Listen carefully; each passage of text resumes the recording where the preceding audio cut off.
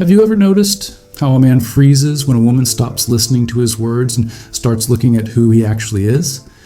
It isn't the panic of being turned down or walked away from, which is what we usually tell ourselves is the worst possible outcome.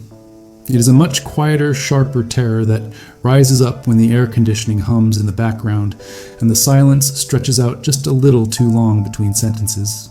We spend so much energy curating a version of ourselves that can withstand the scrutiny of the world, building armor out of accomplishments or practiced indifference. I remember sitting across from someone years ago in a diner, tracing the cold condensation on a glass of water, terrifyingly aware that she wasn't buying the performance I was putting on. It wasn't that she was judging me, which I could have handled with anger or defensiveness. She was simply observing the gap between what I was saying and what my hands were doing, the way I kept checking the time even though I had nowhere to be. Most men are prepared for conflict because conflict allows us to remain hidden behind the shield of our arguments. We know how to fight, and we certainly know how to walk away when our pride gets scratched. But being perceived requires a stillness that most of us lost a long time ago. I suspect, or perhaps I'm just projecting my own history here, that we fear this perception because we believe the truth is fundamentally unlovable. We think that if you see the hesitation behind the bravado, or the fatigue behind the ambition, the attraction will vanish instantly.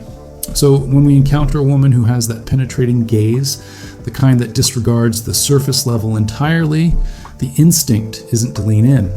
The instinct is to run, to sabotage, or to create enough chaos that she gets distracted from the truth she was about to uncover. It is a strange tragedy that the intimacy we crave is the very thing we organize our lives to avoid. I used to think this was just about insecurity, but I don't think that's the whole story anymore. It feels more like a survival mechanism gone wrong, like a soldier refusing to take off his camouflage in a living room. There's a specific look a woman gives when she realizes you are lying to yourself, and it cuts deeper than any insult ever could. It's not disgust, and it's rarely anger. It is usually a soft, patient curiosity that feels unbearable to endure. You want to look away, to focus on the plastic menu or the traffic outside, anything to break the connection. Because if you hold that gaze, you have to admit that the character you're playing is exhausted. It isn't that we set out to deceive anyone, at least not in the malicious sense of the word. We build these walls because somewhere along the line, we learned that our raw, unpolished selves weren't quite enough to keep the room interested. I remember buttoning a stiff white shirt before dinner years ago, watching my hands shake just slightly in the mirror and consciously deciding to bury that tremor under a layer of loud confidence. We carry this performance into the relationship, like a hidden second job. You can see it in the way a man rushes to fix a leaking faucet or solve a logistical problem the moment an emotional heavy wind starts to blow. We clutter the air with solutions, because if we stop moving, if we stop being useful, we are terrified. You will notice we are just standing there, empty-handed. There's a distinct kind of exhaustion that comes from maintaining this facade, a heaviness that settles in the shoulders around late afternoon. When a woman notices that weight, when she asks, "Why are you really doing this?" instead of "good job," it feels like a violation of the treaty.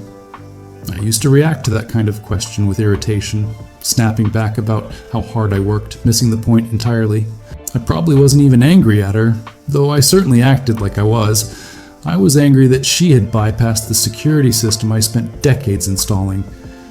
It is disorienting to realize that the person across the kitchen island, chopping vegetables with that rhythmic, indifferent sound, understands your motivations better than you do. We fear this insight because it demands we change, and men are often creatures of profound inertia when it comes to the emotional landscape. It is safer to be rejected for a fake persona than to be accepted for a broken reality. If you reject the mask, I can just say you didn't get it. But if you see the truth and stay, that requires a level of vulnerability that makes rejection look like a mercy.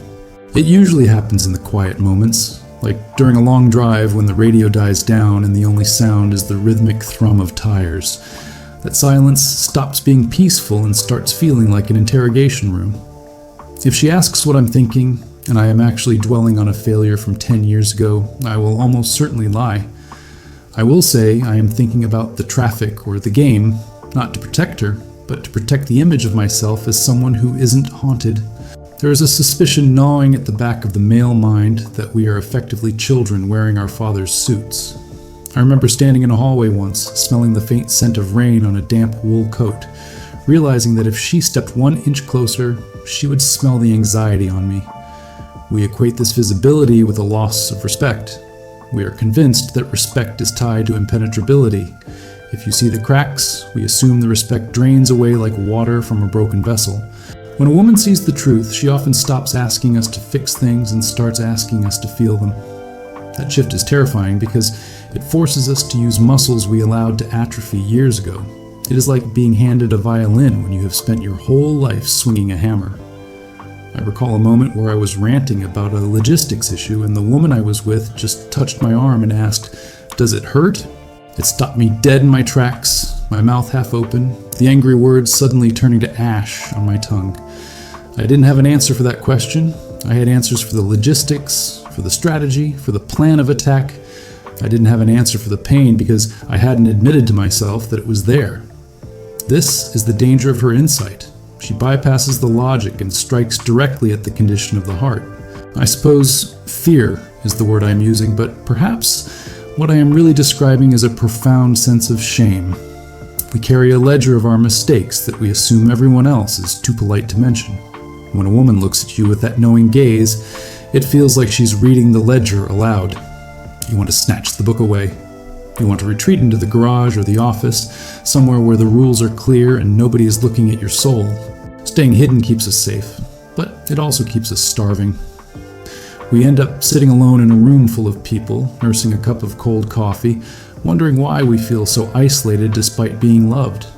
The tragedy is that she loves the man she sees, but we only trust the love given to the mask. So when she tries to touch the real face, we flinch. We think she is reaching for a weapon, when really, she is just trying to wipe away the paint. It creates a strange paradox where we become suspicious of the very acceptance we claim to want. I remember sitting on a worn leather couch, the blue light of the television flickering, waiting for the other shoe to drop.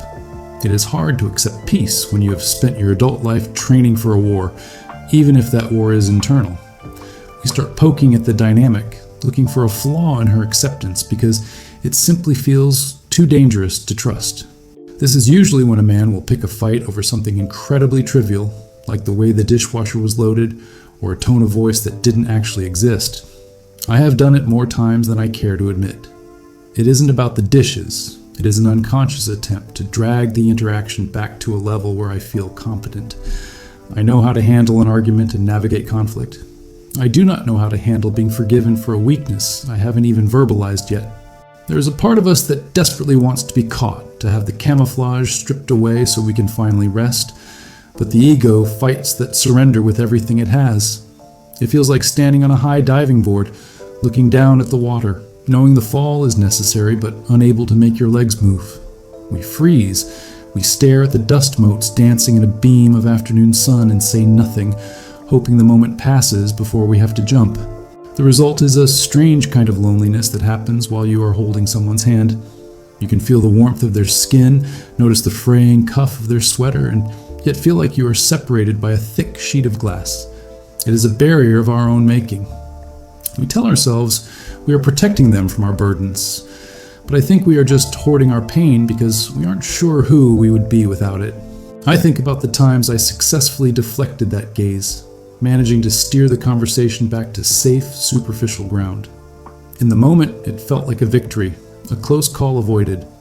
But later, staring at the ceiling in the dark while the house settled with its nightly creaks and groans, it felt like cowardice. We trade the possibility of real connection for the safety of control, and it is a terrible trade. We often misinterpret intuition as criticism. When she probes, we bristle, hearing judgment where there is only observation. It is a defense born of the fear that imperfection makes us disposable.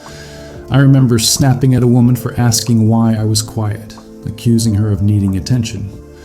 The reality was I was drowning in anxiety, and she was simply the only one who noticed the water rising. It takes a lot of courage to let someone see that you're drowning, especially when you have built your identity around being a strong swimmer. We prefer to tread water until our legs give out rather than wave a hand for help. And so, when she sees the struggle without us having to admit it, it feels like we have been robbed of our agency. We want to be the ones to decide when the truth comes out, but the truth has a way of leaking out of our eyes and our tone regardless of our permission. There's a distinct tension that enters the room when a man realizes his partner is no longer impressed by his resume, but is instead fascinated by his shadow. It changes the center of gravity in the relationship. We can no longer rely on our achievements to balance the scales.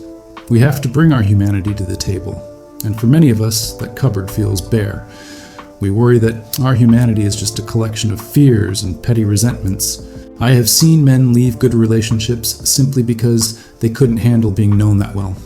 They retreat to shallower waters where women ask fewer questions and are impressed by cheaper tricks. It is easier to be a big fish in a small pond than a real human in the ocean. But the relief is temporary. Eventually, you find yourself staring at another menu in another diner, realizing that the silence is back, and this time, you are the only one sitting at the table. There comes a breaking point where the energy required to sustain the mask exceeds what is left to live. I reached mine on a Tuesday, standing in a kitchen smelling of burnt garlic. I realized that if I didn't stop performing, I would lose the only person who watched closely enough to see the wires. It wasn't a grand epiphany with music swelling. It was a quiet, desperate surrender to the fact that I was finally visible. We have to learn that being seen isn't the same as being conquered. It is a distinction that most of us miss until it is almost too late. Surrendering to that gaze doesn't mean giving up your strength. It means integrating your weakness so that it doesn't run the show from the shadows. I remember the first time I actually answered the question, "What's wrong?" with the truth. My voice cracked, a sound I hated, but the roof didn't cave in. The world didn't stop spinning. Instead, the tension in the room finally broke. The air, which had been thick with unspoken things, suddenly cleared. It was terrifying, yes, but it was also the first time in years I had taken a full, unencumbered breath. We fear that the truth will push a woman away, but often it is the only thing that invites her closer. She's been waiting at the door while we were busy barricading the windows. It requires a recalibration of what we think strength is. We are taught that strength is a fortress, impenetrable and stone-faced. But a fortress is a lonely place to live. Real strength might actually be the ability to lower the drawbridge and let someone see the mess in the courtyard without apologizing for it. It is standing there, hands open, saying, "This is what is actually here," and letting that be enough. This transition is not graceful. It is clumsy and filled with missteps. You will overshare, then withdraw, then lash out, then apologize. You will feel exposed, like walking outside without a coat in winter. But the cold air wakes you up. It reminds you that you are alive rather than just functioning. And in that aliveness, there is a possibility for a kind of love that doesn't require a resume or a suit of armor to sustain it.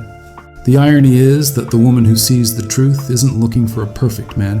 She is looking for a present one. We polish the statue while she just tries to find a pulse. I recall watching a friend struggle against his wife's insight like a fish on a line. He said she was too critical, but I saw a woman trying to hand him a glass of water and a man refusing to drink because he didn't want to admit he was thirsty.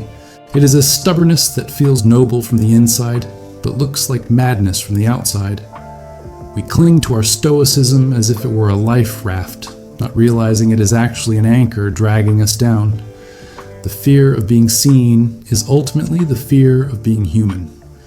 We have bought into a myth that says men must be something other than human, something more durable, less feeling, more efficient.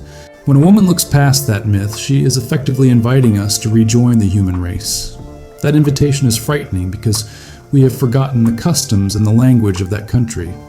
We feel like tourists in our own emotional lives, unsure of the currency, afraid of being ripped off. So we stand at the border, clutching our passports, looking for a reason to turn back. But there is no going back, not really.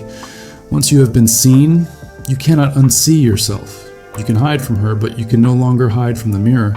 The truth she pointed out will follow you, sitting in the passenger seat of your car, quiet but undeniable. You realize that the discomfort you felt under her gaze wasn't because she was wrong, but because she was right, and you weren't ready to be right about yourself yet. The path forward isn't to build higher walls, but to start dismantling them brick by brick. It is tedious work. It involves conversations that circle back on themselves, silences that feel heavy, and admissions that taste like ash. But the alternative is a life of perfectly curated isolation. I would rather be known and occasionally uncomfortable than admired and completely alone. We eventually have to decide whether we want to be admired for a lie or loved for the truth. It sounds like an easy choice on paper, but in practice, it is a daily battle against decades of conditioning. I still catch myself stiffening when a partner notices a crack in my composure, that old reflex to deny and deflect rising up like bile. But now, I try to catch it.